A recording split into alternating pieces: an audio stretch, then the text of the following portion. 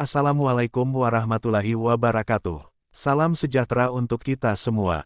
Halo teman-teman, jumpa lagi dengan kami di channel yang membahas seputar informasi honorer, PPPK, dan CPNS. Pada kesempatan kali ini kami akan memberikan informasi terkait 2 penghapusan tenaga honorer ditunda. Pegawai non-ASN semakin tenang, Menteri PANRB jamin hal ini, yang kami lansir dari berita soloraya.com.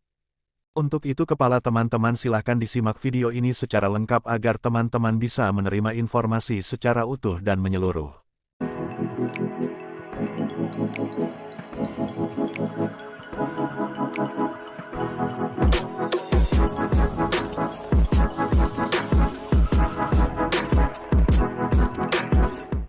Penghapusan tenaga honorer di Indonesia semakin dekat dan tentunya menentukan nasib 2,3 juta tenaga honorer ke depannya.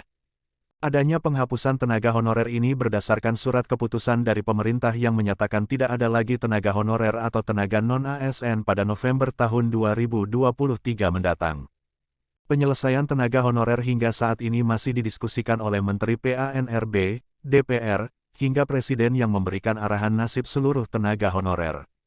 Banyaknya jumlah tenaga honorer di Indonesia mencapai 2,3 juta orang yang membuat Menteri PANRB memiliki beberapa prinsip penyelesaian tenaga honorer. Beberapa prinsip ini digunakan Menteri PANRB untuk menyelesaikan permasalahan tenaga honorer yang tentunya bisa membuat 2,3 juta tenaga honorer sedikit tenang. Pernyataan Menteri PANRB ini didasari oleh arahan Presiden RI yakni Presiden Joko Widodo untuk tidak diperbolehkan ada pemberhentian massal untuk tenaga honorer. Salah satu prinsip penyelesaian tenaga honorer yakni tidak adanya PHK massal yang harus dipegang teguh oleh penata birokrasi agar 2,3 juta tenaga honorer tidak begitu saja kehilangan pekerjaannya.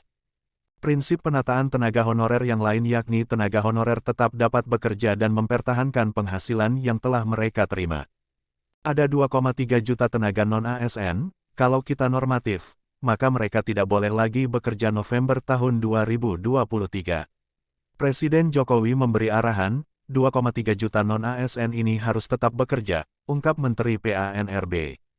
Menteri PANRB mengaku bahwa prinsip-prinsip yang mendasari penataan tenaga honorer masih terus dibahas dan memiliki poin penting untuk mengamankan tenaga honorer. Istilahnya, kita amankan dulu agar bisa terus bekerja. Skemanya bagaimana? Ini yang sedang dibahas, tambah Menteri PANRB. Penataan tenaga honorer atau non-ASN ini memerlukan jalan tengah yang tidak merugikan dan sama-sama adil untuk semua pihak.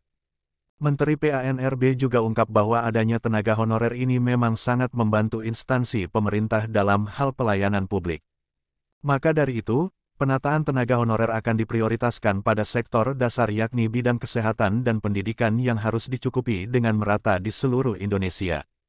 Bisa dilihat dalam pengadaan ASN 2023, seluruh sektor akan melakukan prinsip zero growth atau tidak adanya pertumbuhan jumlah formasi, kecuali untuk bidang pendidikan dan kesehatan. Dengan adanya prinsip tidak memberhentikan secara massal tenaga honorer, maka fokus pekerjaan tenaga honorer tidak akan terganggu dan khawatir akan adanya PHK serentak di semua instansi.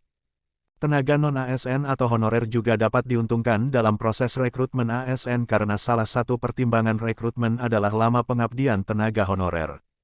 Tentunya tenaga honorer juga akan mendapatkan prioritas tersendiri melihat pengabdiannya dalam bekerja di instansi pemerintah untuk pelayanan publik. Itulah beberapa pernyataan Menteri PANRB yang memberikan tenaga honorer ketenangan untuk tidak adanya pemberhentian massal atau PHK. Demikian informasi yang dapat kami sampaikan, semoga bermanfaat, terima kasih.